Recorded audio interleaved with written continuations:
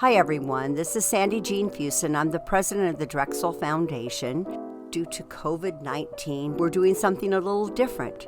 We're giving a background of some of the prior year's open houses and telling and sharing some of the stories. One of the people that has come to almost every tour that we've had since 1994 is Dr. Doran Daniels.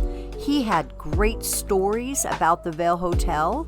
What's really wonderful is he actually took pictures of us giving the tours. There's so many local families who believe that it can come back to its grandeur again and become an important component of Vail's economic development and community resilience.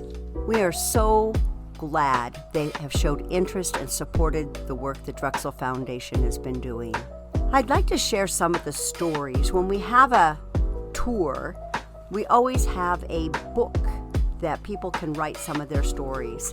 I have a whole book of stories and I'd love to add yours to it too. Many people have told us about staying at the Vail Hotel in the old days, the height of its excitement and glamour. In 2012, Dr. Daniels on the tour told us in 1957 he did house calls on a sheep herder and cowboy up on the second floor of the Vail Hotel. At that time, it was more of a rooming or boarding house in 1957.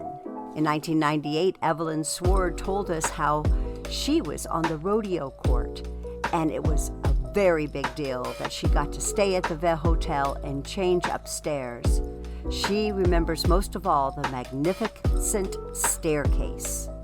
Evelyn Sword told us another story about the Vail Hotel. She remembers her Uncle Charlie Loveland, who got drunk on one 4th of July and jumped out of the top story of the hotel on the 3rd floor, but he hit the canopy and it wasn't hurt, and everybody thought that was the talk of the town. Edith Kennedy used to work at the Vail Hotel, and she had an apartment there. She would do the janitorial work and also worked as a cook at the Welcome Inn. Roy Carver in 1995, he remembers big davenports and overstuffed chairs in all of the rooms and, of course, spittoons.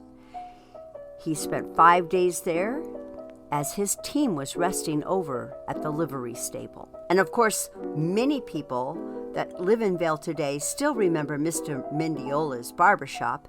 It was the last business running, and it was the barbershop in the corner of the Vail Hotel. Mr. Hyatt told us in the 90s about how he stayed in 1941 at the Vail Hotel, and it was one of his finest memories, as it was his honeymoon.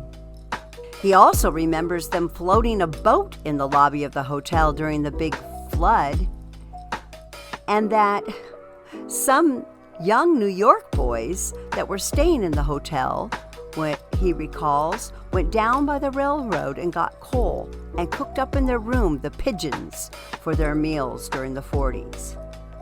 Some of the funny stories that we heard about the Opera House and the hotel can't all be relayed today, but we hope to see you next year so you can tell us your own personal stories and you can tell us about the things that you recall.